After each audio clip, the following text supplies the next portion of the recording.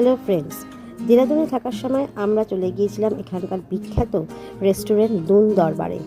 এখানে আমরা নিয়ে নিয়েছিলাম 300 টাকা দামের একটা চিকেন বিরিয়ানি আর 400 টাকা দামের চিকেন বাটার মশলা, তার সাথে পেঁয়াজ কুচি ছিল।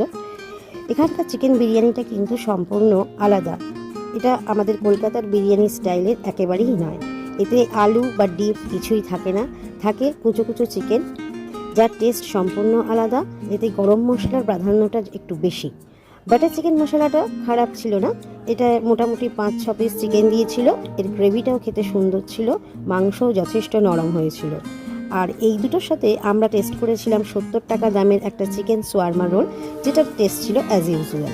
আর লাস্ট পাতে ছিল অবশ্যই 40 টাকা দামের এই চকলেট আইসক্রিমটা। আপনারা যারা দেরাদুনে আসবেন তারা অবশ্যই একবার দুন দরবারে খাবার টেস্ট করে যাবেন। ভিডিওটা ভালো লাগলে অবশ্যই লাইক, কমেন্টস আর সাবস্ক্রাইব করে দেবেন। টাটা।